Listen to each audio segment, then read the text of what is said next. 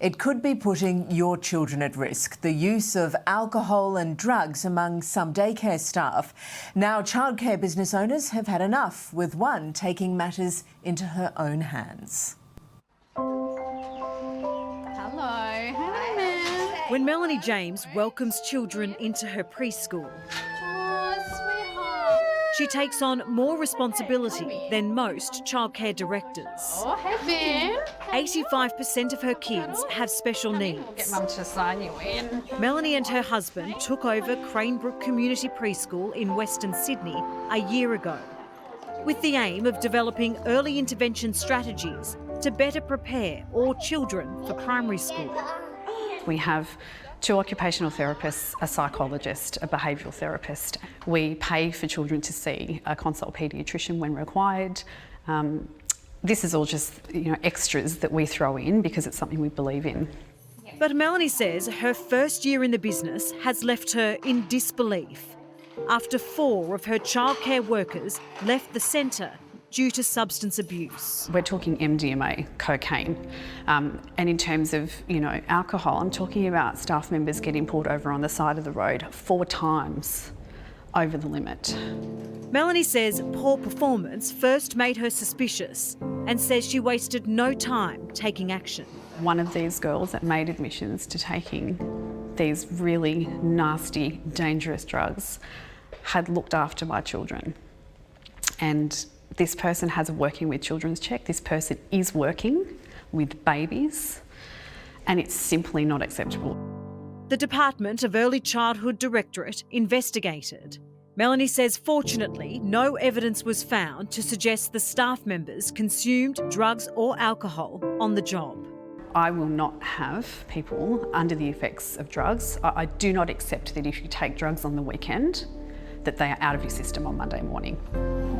Parents at the centre are shocked and left to wonder. You really do need to be on your ball when children are around. It's not something that you can compromise. Sarah Jane O'Hanlon's son, Finn, needs full-time attention. Finn has a lot of issues. He has seizures that are silent. To someone who's not on their game, he may look like he's just daydreaming, when in actual fact he's having a seizure. He could stop breathing at any moment.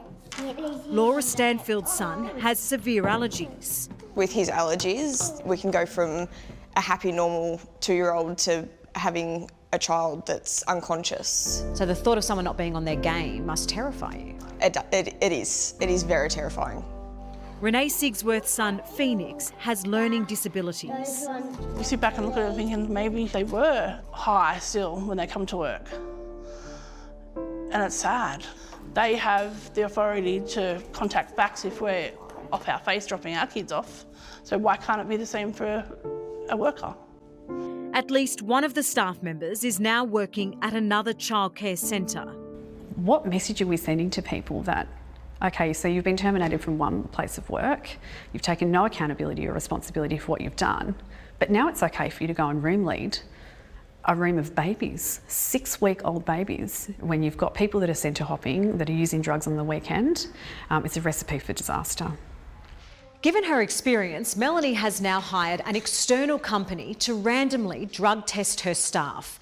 She says it happens in other industries, so why shouldn't workers who are trusted to care for our children face the same level of scrutiny? What price can you put on a child's safety and on a child's life? It's critical that the people who are looking after young children are able to do that carefully and safely. Dr Alex Wodak is president of the Australian Drug Law Reform Foundation.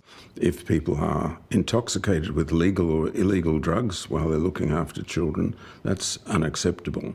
He says alcohol is a bigger problem than illegal drugs. If a person's had a lot of alcohol, can be detected for 24 hours. The effect can be for several days, particularly if it disturbs their sleep. But Dr Wodak is cautious about the idea of drug testing. He says just because substances can be detected doesn't mean they're still affecting somebody's functioning ability.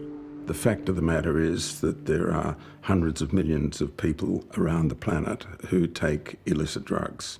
I think, every parent would have concerns that if the person looking after their child on Monday morning had taken drugs on Sunday? Should they be concerned? The concern should be whether the children are being looked after safely. And if somebody's had cannabis on Christmas Day and still tests positive in February, that's not a legitimate concern. But that's not a risk Melanie says she's prepared to take. At the end of the day, the buck stops with me. I'm the one that cops the fine. I'm the one that, if a child dies, I'm the one that could go to jail for manslaughter. The mother of 4 believes it's too easy for people to start working in the childcare sector. What's the solution, do you think? We need more than just the standard working with children's check. We need criminal history checks. This should be the standard nationally, and I don't really feel like it's too difficult to implement. You know, a register that has educators' names that have been through an investigation, and the parents can then make an informed choice. I do not see that drug testing staff, when they walk through the door, is going to create that feeling of trust and respect. And you can legislate and legislate all you like, but if you don't educate, you're not going to get any better outcomes. Lynn Connolly from the Australian Childcare Alliance. It is totally unacceptable to turn up to work any day of the week if you are not in a 100% healthy state. You must, as an educator, get it right for yourself so you can get it right for the children. We pay a lot of money to have someone care for our children. We need to know our children are being looked after properly. Whenever I take my child to a childcare centre, to a school, wherever they're going, I expect my child to be cared for at the same level or better than I would care for them myself.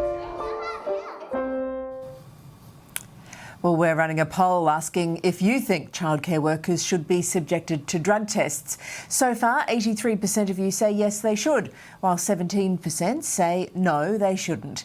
And there's still time to have your say. Head to the Current Affair Instagram page and click on the story to vote.